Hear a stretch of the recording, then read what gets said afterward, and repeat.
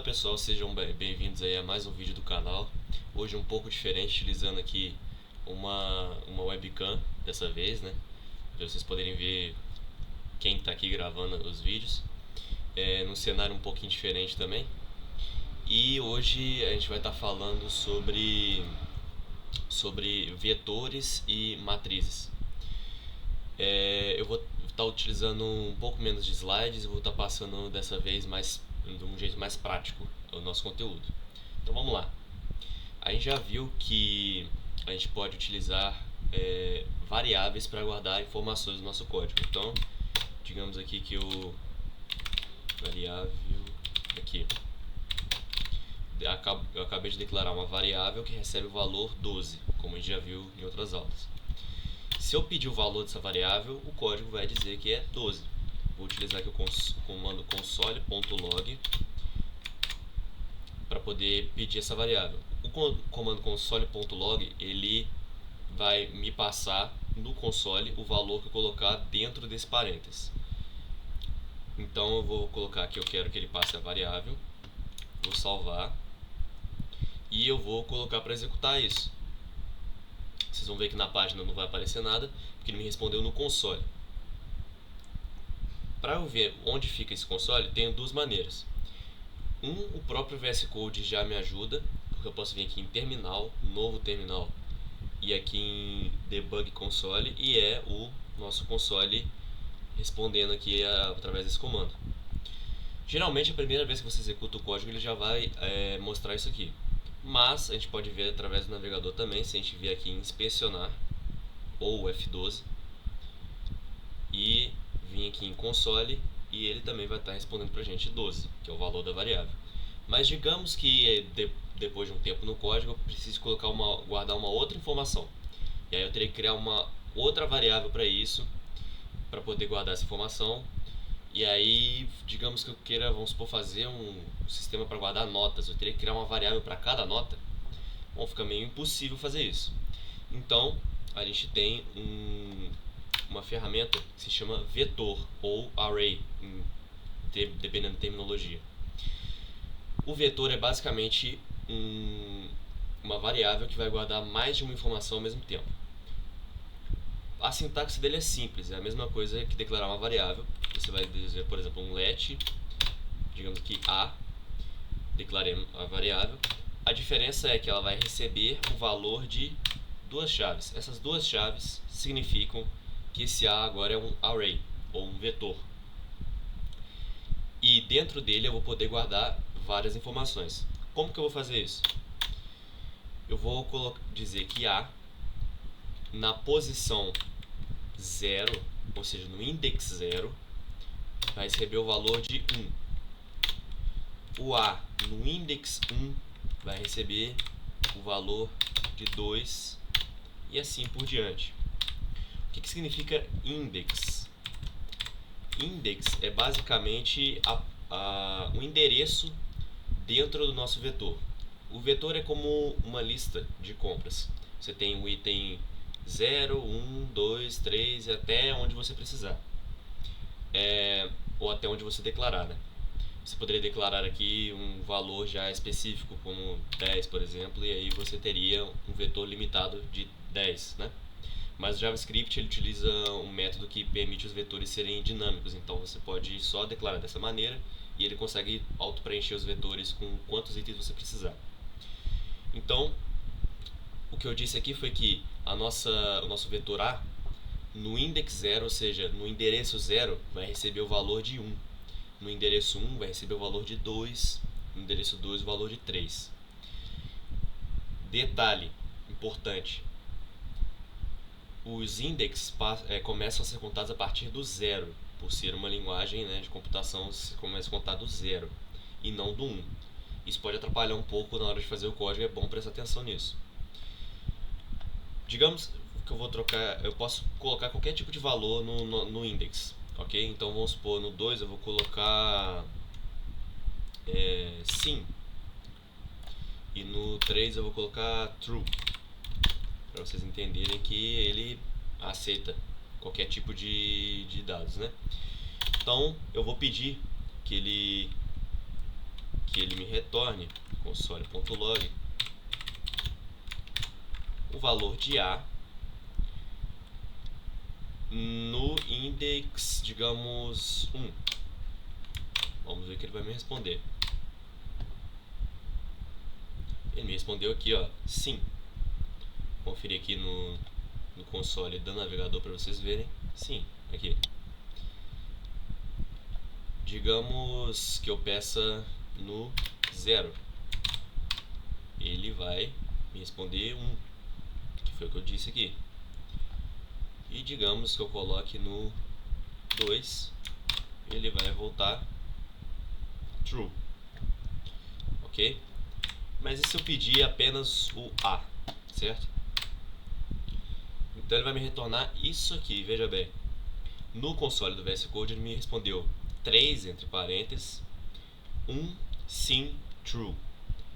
O que ele quer dizer com isso? Ele quis dizer que o que eu pedi, o A, é um vetor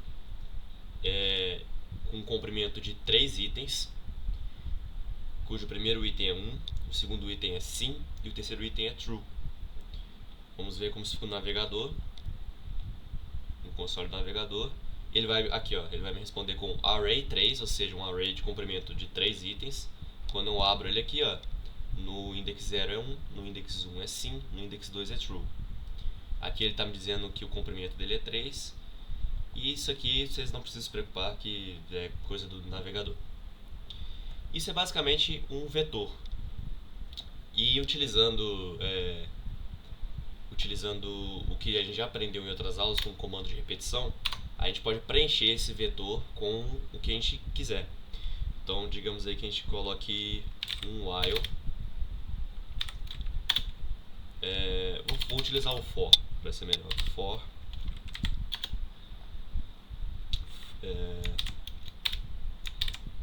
For i igual a 0 e menor ou igual a 5 e mais. O que eu disse aqui, né? Começando com a variável i com valor de 0, enquanto ela for menor ou igual a 5, eu vou executar o que está aqui dentro e incrementar o valor de i em 1, certo? E o que eu vou executar aqui dentro é o seguinte, deixa eu só declarar o nosso array primeiro. Let a recebe vetor. Eu vou dizer que ele vai imprimir um prompt na tela. Ou melhor, nossa variável a na posição i, que vai ser o valor que vai estar mudando, né, conforme as repetições, vai receber um valor inteiro do prompt que vai aparecer na tela, escrito, digamos, insira sua nota. Certo. Então o que é para isso aqui fazer? Ele vai declarar aqui o nosso vetor e ele vai entrar num loop em que o i vai começar a ser 0 e ele vai executar isso aqui, ó, parse int prompt insira sua nota. Vai aparecer um prompt para mim escrito isso aqui. Eu vou escrever uma nota e ela vai ser registrada no vetor a em qual index? No index i. Que valor que vai estar nesse momento? 0, obviamente, que ele vai começar como 0.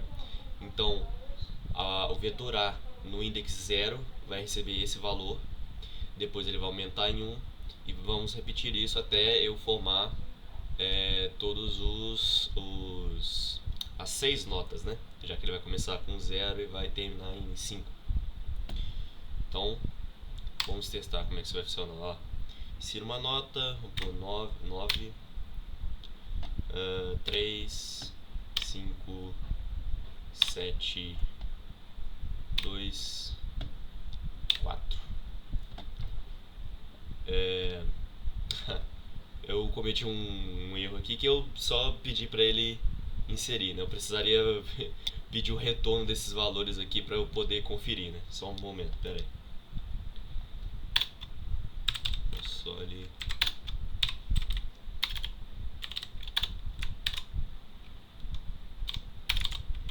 Aqui, agora sim. Vamos repetir o processo. Aqui. Ele retornou pra gente um vetor com seis itens, cada um sendo a nota que eu inseri ali. Bom, a partir disso, utilizando os métodos que a gente já mostrou em outras aulas, você pode ir desenvolvendo os seus códigos, principalmente com os nossos vídeos de exercício, certo? Isso foi basicamente o vetor. Agora nós vamos para a matriz. Matriz é basicamente um vetor com mais de uma dimensão. Vamos tentar explicar isso. Bom, então vamos lá. Fiz um pequeno esboço aqui para a gente poder entender o que é uma matriz. Nosso vetor seria como essa parte aqui, ó. Nós temos os nossos índices, né? E em cada index nós temos um valor. Então esse aqui seria como se fosse o index 0, esse aqui seria o 1, esse aqui seria o 2, por aí vai, né? Esse seria um vetor. Uma matriz é como se nós tivéssemos vários vetores empilhados, certo? E um outro eixo. Como vocês podem ver, esse aqui é um outro eixo em que nós podemos colocar também em cada um deles um valor de índice. Esse aqui sendo 0, esse aqui sendo 1, esse aqui sendo 2 e por aí vai, novamente. Então, a gente forma como se fosse um plano cartesiano. Nós temos um eixo, e um eixo horizontal e um eixo vertical. Então, a gente pode guardar muito mais informação dentro de uma matriz. Então, nós podemos guardar muito mais informações dentro de uma matriz. Só que ela fica um pouquinho mais complicada da gente conseguir encontrar as informações que a gente precisa, né? Então, porque a gente teria que dar duas coordenadas para o nosso código, que é a de um vetor e a de outro vetor, né? A gente pode entender também a matriz como um vetor em que dentro de cada index existe um outro vetor. Então, digamos que esse seja o nosso vetor A, como a gente tinha feito, né? No index 0 é como se ele recebesse um outro vetor, e nesse outro vetor tem um index. Então, digamos que eu queira esse número aqui, né? Esse 3 aqui. Eu teria que dizer que no index 0 do nosso primeiro vetor e no index 2 do vetor que está dentro dele é esse valor que eu quero. E é assim que vai funcionar a matriz, certo? Bom, então como eu tinha mostrado, aqui nós declaramos um array, e aqui eu disse que no index 0 desse array nós temos um outro array, ou seja, um vetor dentro de um vetor, né? Então, aqui nós poderíamos colocar, por exemplo, que A0, digamos 0, seria 1. A0, 0, A0, 1 seria 2. Vamos ver se vai funcionar. Console.log A0, 0.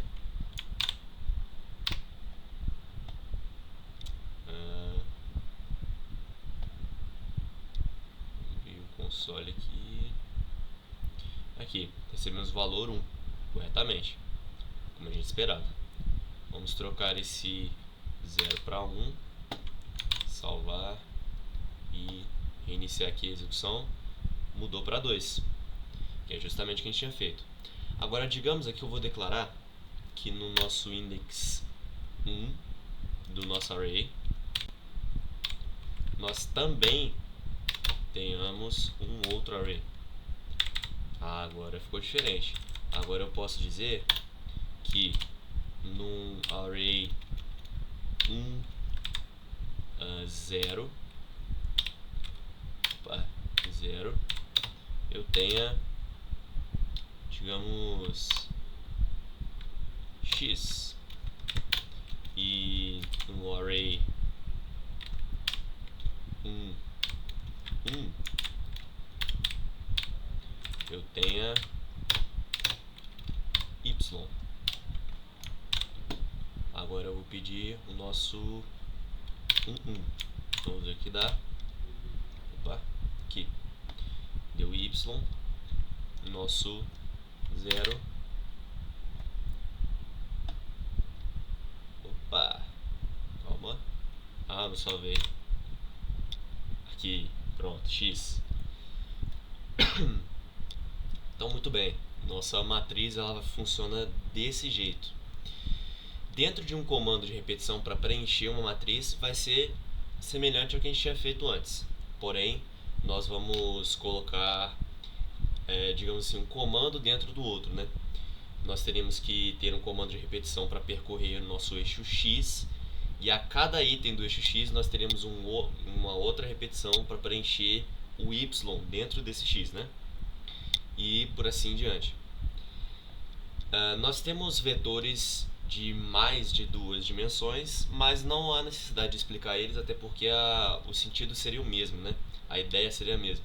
Nós teríamos, ao invés de um eixo x e y, nós teríamos um x, y e z, digamos, né? Mas geralmente ele só se utiliza até o ponto de matriz, certo? Bom, então para o vídeo de hoje foi isso. Nós passamos aqui o conteúdo completo de vetor e matriz, e vamos ficar por aqui até um próximo vídeo.